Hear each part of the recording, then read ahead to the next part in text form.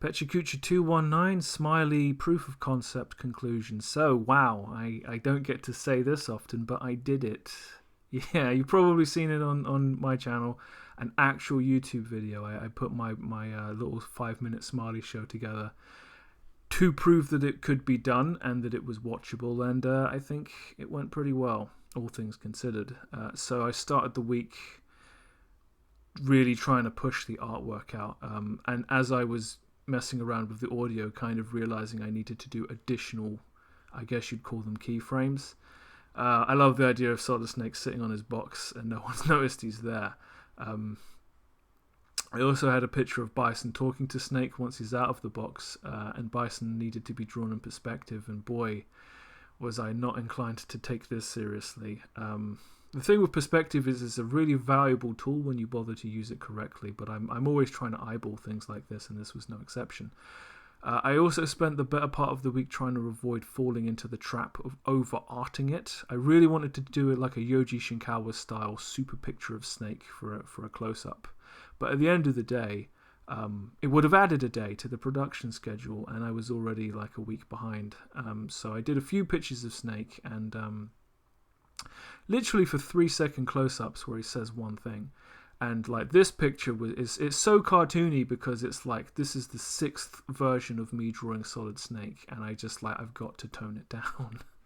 I'm trying to create a masterpiece, but I can't be bothered to do any of the things that requires. Vegeta, I think I basically got away with. I've been drawing Vegeta a very long time without really giving a fuck if it looks like Vegeta.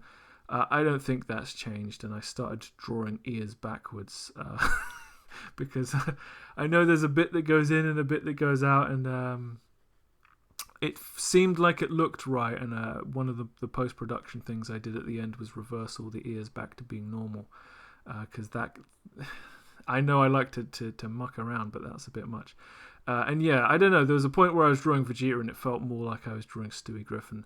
I did a lot of, because he's in a lot of images with other people and he needs to look shorter, I was screwing around with him and it wasn't a good idea. One thing I was doing as part of this was hand drawing typefaces with no cares in the world, as well as using bubble writing. And it just reminded me that there's a certain person at my university who would have just lost their mind to see me doing this. It's one of their major pet peeves. And it was part of this this kind of introducing Ash Crimson as like a Japanese pop idol kind of thing. This is probably one of my favorite slides in the entire thing, because it's like, I don't do this kind of stuff, and I've managed to create all of these fake magazine covers without actually creating anything. And one thing I would say about drawing Ash Crimson is a lot of the images of him I would have probably spent 5 times as long doing, because he's pretty and he should look pretty. But that's a pain in the fucking ass, because you have to draw less, but everything has to be more accurate. I'm very glad that pretty much all of the images in this thing are seen on screen for such a small amount of time. I am very happy with how M. Bison came out, though. Pretty much every image he's in. This one I used a different brush, and the art quality as a whole would definitely go up quite a lot if I'd actually used a smaller brush. But the quality of the artwork was never a concern. But Bison, he makes me smile every time I see one of these menacing grins.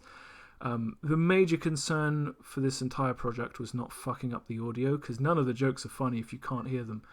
So I spent like quite a lot of time cutting out all the silences before and after the recording of every line to make it flow much faster, because uncomfortable silences are uncomfortable, yo.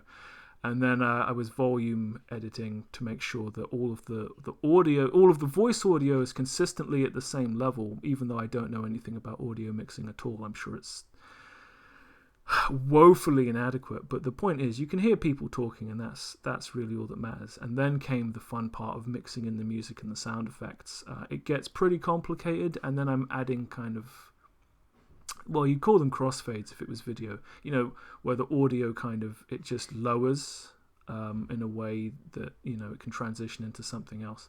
Again, I'm just making it up as I go along, but it's really not that complicated.